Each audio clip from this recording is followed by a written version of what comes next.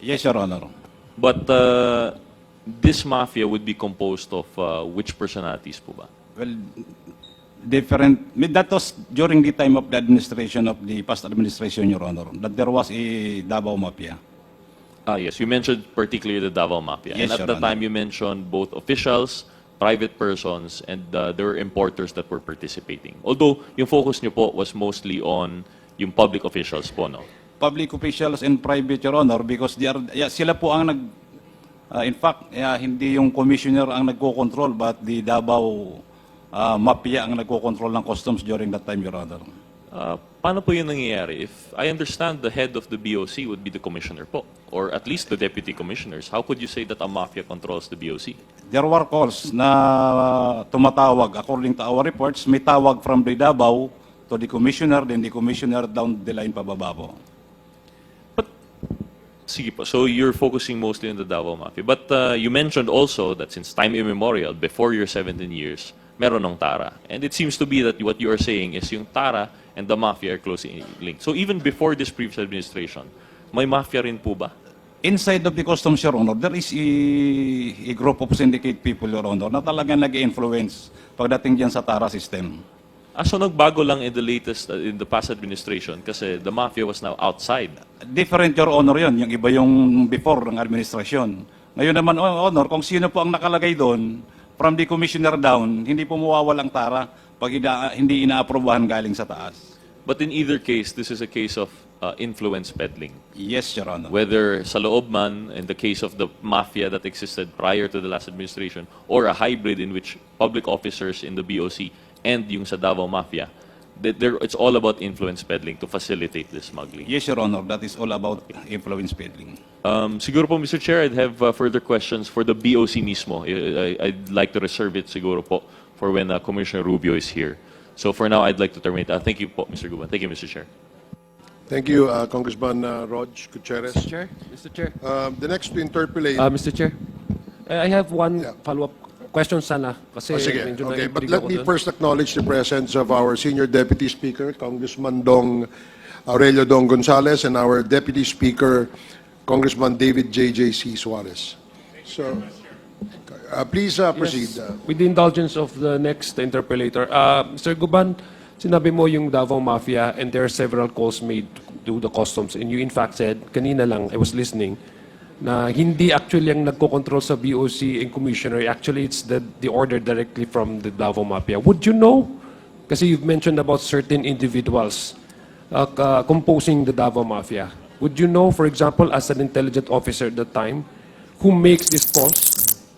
Your Honor, Who basically orders things around? Your Honor, based on my experience from the call of Davao, like for example,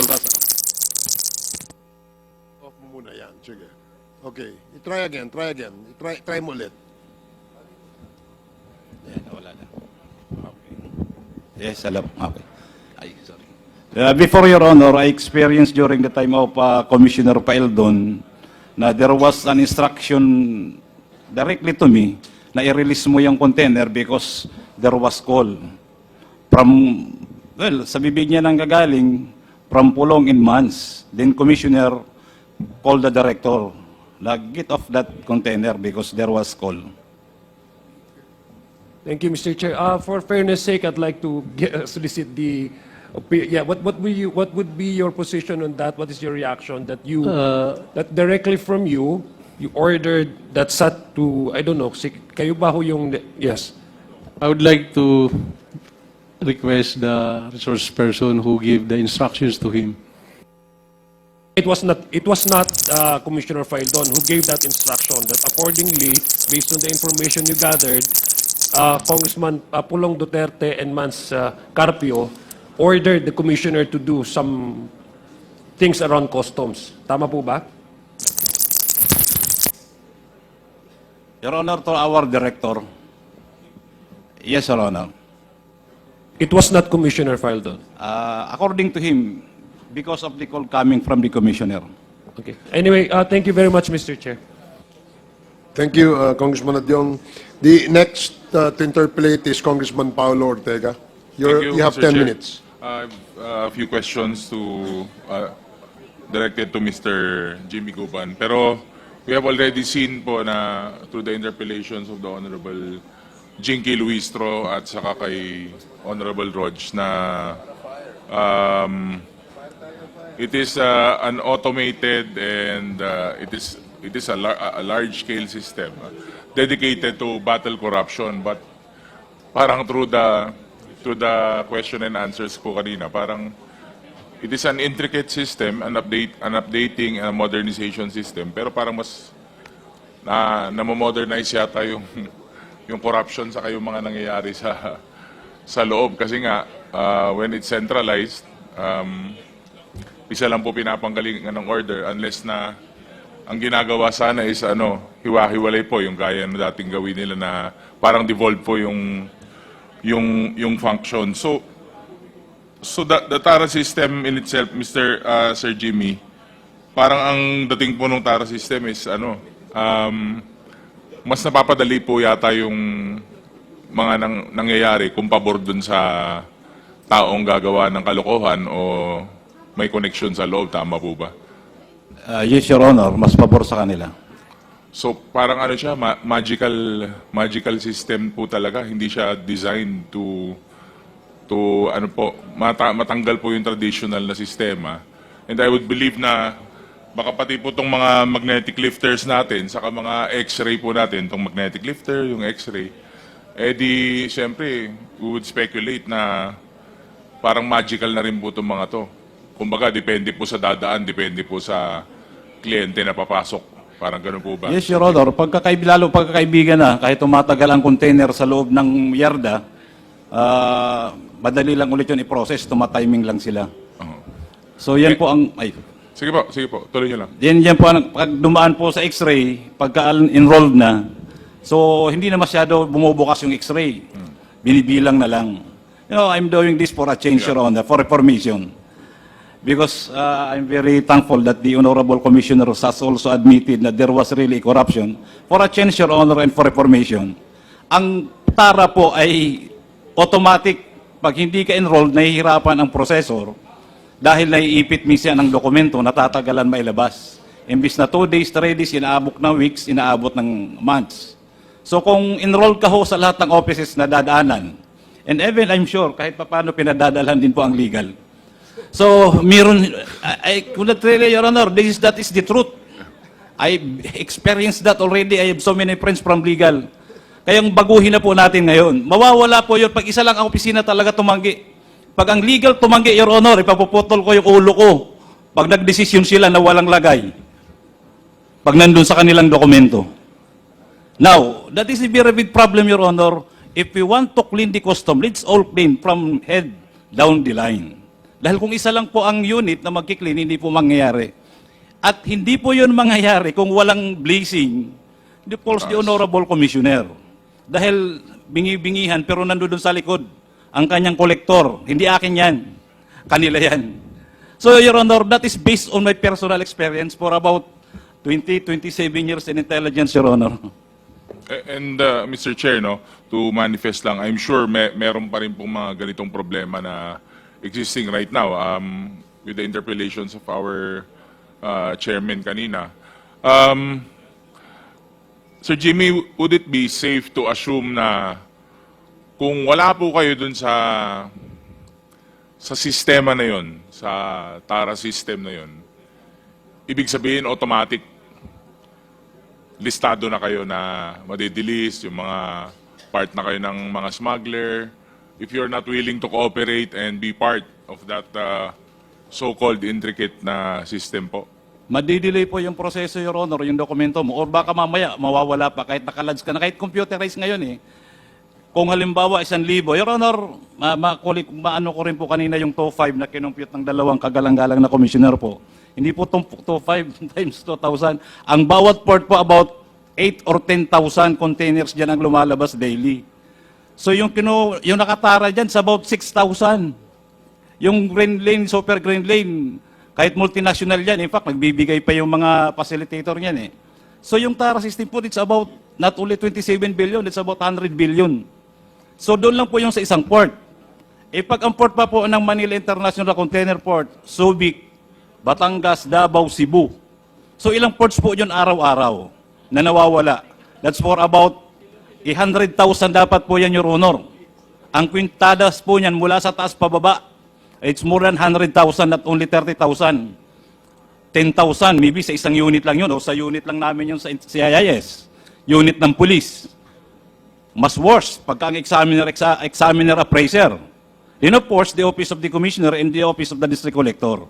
So kung yun po ay mawawala, magiging malinis, mapiprevent po natin ang precursors ng droga, mapiprevent po natin yung illegal importation mismo ng droga, din makakatulong po sa ekonomiya. In fact, pag maganda pang management ng custom, kahit po dollar salting, matitrace natin, then economically will improve, Your Honors. Including the agricultural products, wala pong mawawala pag wala po yung tara. Dahil maano ko po, may dagdag ko po, yung import commodity clearance ay nanggagaling po yun sa ibang agency, government agency concerned. Pag meron na po noon, nandun na po ang bilangan ng tara. Para po makapag-import, halimbawa bigas, bibigyan ng BPI, baril, bibigyan ng PNP. So lahat po yun kasi, all it involves money pagdating po sa customs. Sana po mawala. Yung nga po, Mr. Che, no, we can clearly see na dito po lifeblood po kasi itong, parang part of the big lifeblood of our economy, itong mga ports natin, saka ito yung mga pumapasok, saka lumalabas. No? And, Sir Jimmy, talagang based sa mga nasabi niyo po, no, talagang maniniwala ka talaga na did modernization help or hanggat may mga kamay po dyan sa likod na pumipindot ng go signal, kahit anong klase pong sistema, kaya mong palusutan dito sa ating mga ports, saka sa ating customs. Tama po ba yun, Sir Jimmy? Would you agree? Yes, Your Honor, pero nakakapag-abot lang tayo ng international standard. Pero yung corruption po, hindi po nalilisen because of that modernization. Ang kailangan po doon, hindi malaman ng examiner at saka ng empleyado kung kanino yung kargamento. Hindi po ma-identify ang container na ito kay Juan de la Cruz. Ang kailangan po doon, yung accreditation, yung account management office, yung office na yon ay dapat po sigurado na yung mga incorporator, no, SEC-registered company, ay siguradong tama, hindi po bogus. Kasi wala pong makakasuhan dahil from amo, napaka-importante, doon pa lang po ay bogus na yung mga tao. So lahat po ng dokumento, kung yun ay itatama yung warehouse, itatama po yung address, wala pong makakalusot na smuggling. Ngayon, pagdating po sa import permit, manggagaling po yun kung saan concerned agency. So mawawala po yun. Now, ang kailangan po, hindi alam yung amo ng examiner at hindi rin alam ng examiner kung kaninong consignee para po mawala yung tarahan nila, gulo. Then at the same time, Your Honor, the examiner must be reassigned 2 or 3 months from the Port of Manila to Port of Batangas, the other ports, para hindi po ma-identify kung anong produkto ang meron doon. Your Honor, there must also be a pre-inspection coming from the port of origin. Kasi hindi naman po yan makakalusot eh. Doon po sa bill of lading, yan ang kontrata ng importer, exporter. Nandun na po yung goods. Pag nagkamali po doon sa pagdeklara, ibig sabihin may kasabwat galing sa port of origin. Your Honor, the same with my case, in the case of Mr. Taguba. Galing po sa port of origin, alam na yun kung sino nun ang nag-export. So, hindi po makakalusot ang smuggling, Your Honor. Pag mayroong pre-inspection representative, lalo na po kung mayroon din ang government ng particular bansa or country na mag-certify na yun ay tama, na importation, tama ang deklarasyon. At hindi po alam ng examiner at ang intelligence operative ng police, kahit po ang deputy commissioner, po, isa lang po dapat ang nakakaalam sa concerned product, kung ano ang product. And again, Your Honor, doon po sa amo, nandoon po yung importable materials. Kung ano po yung naka-accredit sa amo, account management office, yun lang dapat ang import. Kasi nakalagay po yun doon bago po aprobahan ng amo. Kung ang amo po ay under ng intelligence or under ng Office of the Commissioner, dapat po nire-review. Yung po ba na ini-import ng isang consignee ay nandoon sa inaprobahan according doon sa amo accreditation. If it is not, wala po doon, Your Honor, ay dapat wag na ipayagan. Kahit to, general merchandise. Pag nag-i-inspect po ako niya, pinal-define ko kung anong klaseng general merchandise. Kung yan ba ay shoes na ano, Swelas lang? Yan ba ay kettle na ano? So yan po, Your Honor, ay power po yan ng customs. Wala pong magkakaroon ng smuggling kung lahat po yun ay tatama. So, Thank you, Your Honor. so with that statement, Mr. Chair, Ginong Jimmy, nung paparating na po yung shipment na from Indonesia is, syempre alam na po nung incoming na may shabu po yung shipment na yun. Tama po ba? Your Honor, yung pre-shipment, ang customs po bago dumating ang kargamento, may dokumento na. Meron na po kaming advance foreign manifest. I'm sure the district collector, the office of the commissioner, even sa aming opisina po, meron na kaming advance. Hindi pa ho dumarating yung barko, may dokumento na kami kung ano deklarasyon ng doon. So pagka declared po, hindi malalaman. Pero po galing po doon sa port of origin, alam na po yun kung ano ang laman ng barko. Anong laman ng container rather. Kung anong laman ng container. Pero yun nga, pag hindi siya declared, pero there has to be someone who knows that there is an incoming na ganun po from our end. Tama po ba? Alam na rin nila na may parating na. Yes, Your Honor, kasi hindi po maglalakas loob yun mag-import kung hindi alam o hindi timbrado sa district o sa port na pagbabagsakan. Ibig sabihin, may linya na sila. Nag-uusap na sila, may presyo na yan kung magkano, kung paano gagawin. In my case, Your Honor, that is already more than 30 days. Abandoned shipment, hindi nila ginagalaw. Tapos nung hinuli namin, kami ang kinulong. I'm very sure, the Honorable Commissioner nandito po, abandoned shipment yung hinuli namin. Wala pong nawalang kargamento kahit na ano sa loob. So, ibig sabihin, totally po nahuli namin yung shabu. Wala pong nawala kahit piso. Totally hindi na ho nakalabas ng customs. So, ibig sabihin, may kasabot na yun doon sa district office or port na pagbabagsakan kung sino ang magtuturuawi ng kargamento na yon, anong oras, anong gabi, or kaya ipaparalyze yung computer para mailabas po yung illegal na droga. Ano na, gagana na yung Brown out. Tara, yung Magic Lifter, saka yung mga Yes. Magic X-ray, no? Yes, Your Sir Honor. Jimmy. Apo. Mr. Chair, for a few questions na lang po. What has the BOC done? Kasi naging malaking issue to eh. So what are they doing now na para hindi po mangyari ulit to? Mabawasan o what has been their moves? Kumbaga, ano pong ginagawa nila para i-improve yung system, totally matanggal na o malesen man lang po yung mga ganitong problema natin, Mr. Chair. Anyone from the BOC can answer. Mr. Chair, we have learned from this experience, from this incident involving this EMT case, Your Honor, so that in the parameters, we have improved the parameters that was inputted by the Risk Management Office, so that this kind of importers, EMT was I think a new, relatively new importer, but it was able to qualify, or he was nakalagay siya sa green lane. So, from this experience, hindi na po pwede yun, sir, na ang isang relatively new importer with no parang history, very short history, hindi na pwedeng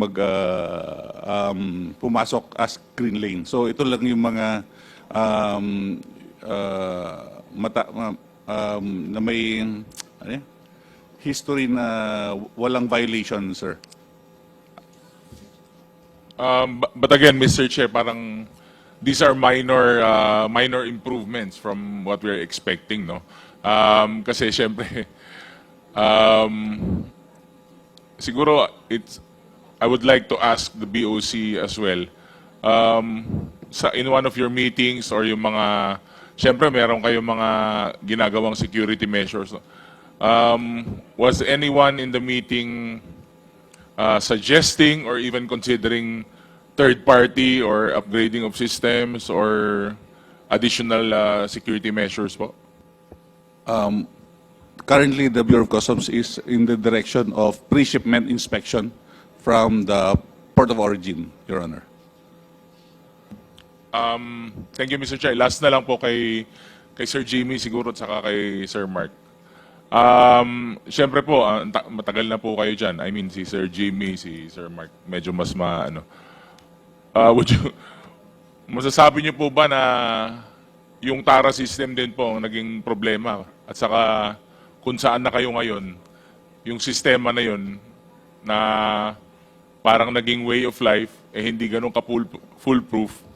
Tapos kayo pa po yung nadiin. Parang ganun na po yun eh. Ganun na pong dating nun eh. Naging biktima po kayo ng isang sistema na kinasanayan po sa BOC. Yes po, Your Honor. So sabi nga ni Kong Jingy kanina, yung fall guy talaga. Yung nangyari sa inyo, kayo yung mga fall guy. Pero for my last question, sir, kung meron po bang representative dito, sa mga nag-file po ng cases against you, bakit kayo po yung agad na mga finailan nila? Ano po ang, kumbaga, anong inspirasyon nila? Ba't kayo agad? Yun napasok at nabigyan na-file ng sunod-sunod na mga kaso. Your Honor, sa case ko po ay pinaka-worst po yun dahil magkasama kami ng PDEA na nanghuli. I'm sure they were present today.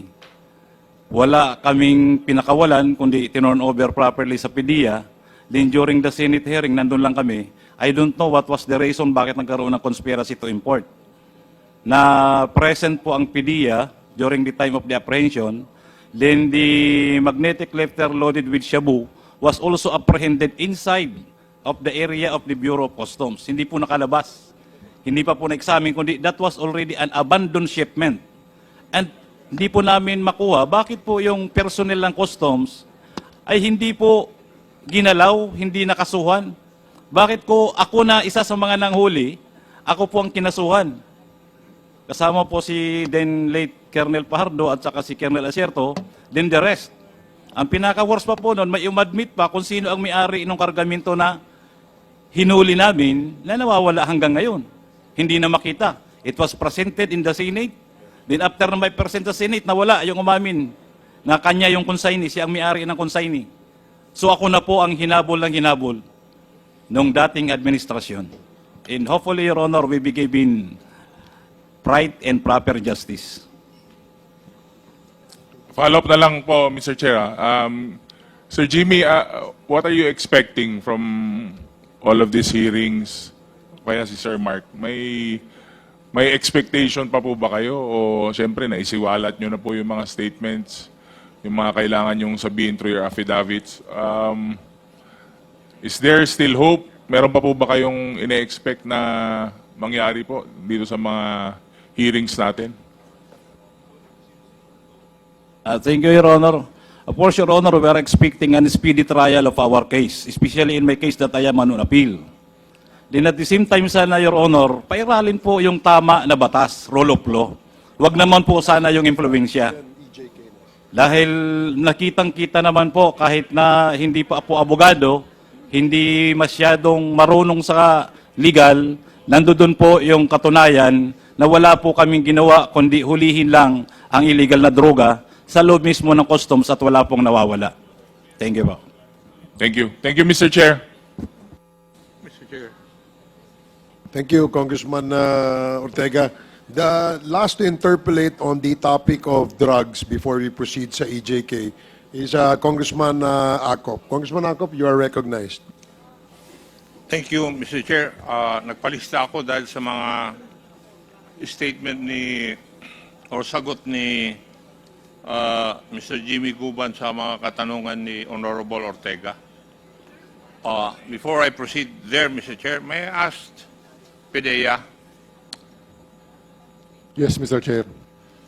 could you compare yung status ng illegal drug situation in this country between 2024 and 2023? Alin po ang nagkaroon tayo ng problema sa illegal drugs? 2023, 2024, or what?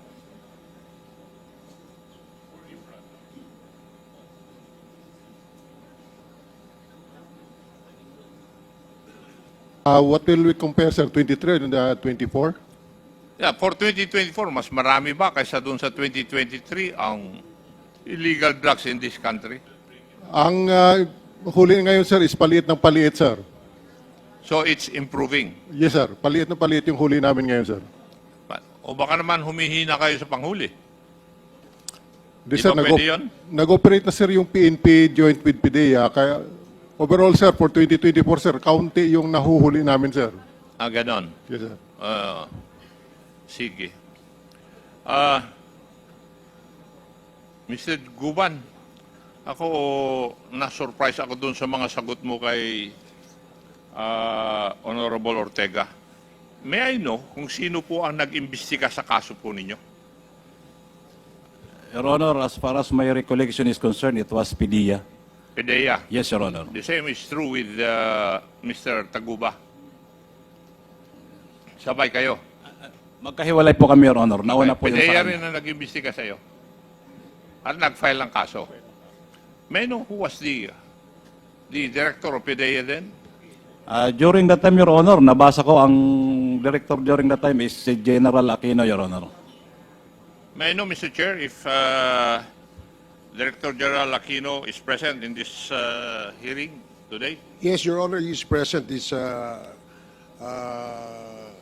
He was invited and he is here today, Congressman Akop.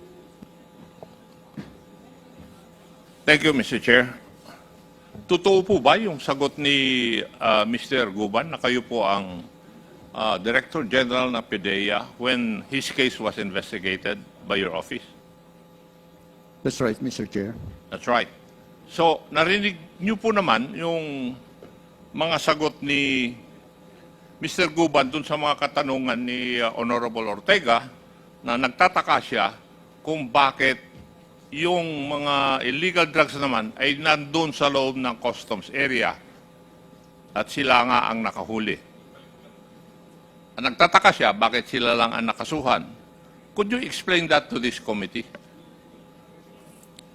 Actually, sir, more or less, or more than 40 drug personalities ang napailan ng kaso with regards to this magnetic lifters discovery.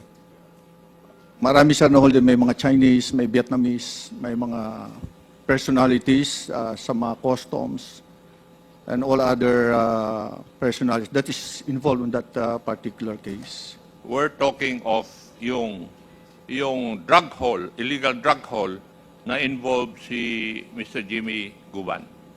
Yes, sir. Doon lang tayo, hindi yung ibang mga insidente. Yun na yun, sir. Yung discovery ng magnetic lifters. May I know how many personnel of customs were charged because of this incident? How many personnels who were, ano yun, sir? Personnel of customs. Kasi, sabi ni Mr. Guban, yung illegal drugs, hindi naman nakalabas sa customs eh. Would that be correct, Mr. Guban? Yes, Your Honor. At kayo po ang nakadiscover doon. Kung tama yung pagkarinig ko, doon sa sagot nyo sa tanong ni Honorable Ortega. Yes, Your Honor. Di ba? Together Kayo with ni Colonel na Asierto and delayed, Colonel Pardo. Colonel Pardo at saka Colonel Asierto, Your Honor. Colonel Asierto, right? Yes, Your Honor. So, may know kung ilan pong tao sa customs ang na-filean po ninyo ng kaso regarding this issue?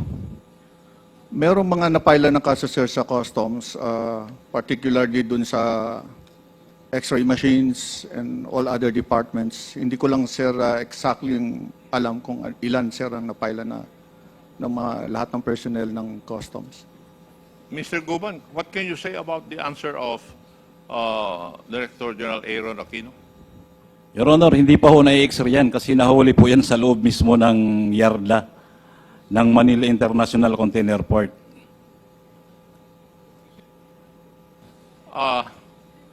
Hindi na nga po sana ako magtatanong. Kaya lang, nakuha yung aking interest doon sa mga kasagutan ni Mr. Guban, doon sa mga pagtatanong ni Honorable Ortega, na yung illegal drug shipment ay nahuli naman doon sa loob ng customs. Hindi naman po nahuli sa labas eh. Nandun sa loob ng customs. So, ako, even an ordinary person will say, bakit yung mga taga-customs, bakit nakapasok doon? Di ba? And ang tanong ko, bakit si Mr. Guban na lang ang nandun sa kulungan? Kaya ang tanong ko, meron pa bang taga-customs personnel na nakakulong because of this issue? Yung nangyari sa MICP, sir, I think You're it's not only... answering my question, DG. My question is, meron pa bang personnel ng customs aside from Mr. Guban na nakakulong dahil sa issue na ito? siya lang, sir, sa Bakit Bureau of po kaya? Customs. Are you trying to tell us na nakapasok yung illegal drugs sa loob ng customs na walang pagkukulang yung ibang tauhan ng customs? Is that what you're trying to tell us? Sir, hindi lang siya napailan ng kaso doon, sir. Meron din kami mga Chinese na napailan ng kaso doon, the importers. Hindi, ang pinag-uusapan natin yung customs. Huwag mong isidetrack yung issue na pinupursu ko. Ang tanong ko is, why is it na yung tao, kasi ang tanong ni Mr. Guban kanina sa katanungan ni Honorable Ortega, bakit ako lang nakakulong, ako pang nakahuli? Hindi naman nakalabas sa customs yung illegal drugs. So, paano nakapasok sa customs yung illegal drugs na walang pagkakamali o pagkukulang yung mga taga-customs? Could you explain that to me? Sir, I can explain kung paano nakapasok, sir, yung container van sa... Kayo ang nag-imbestiga eh. Bakit? Ikaw na rin mismo nagsabi, siya lang ang customs personnel na napailan ng kaso. Why? The container van came from Malaysia and the container vans were abandoned. And that's the reason why nagkaroon ng coordination ng PDEA, Bureau of Customs, to check the legality of the container van. Kaya with all the requirements needed, na binuksan, sir, yung container van to check what's inside.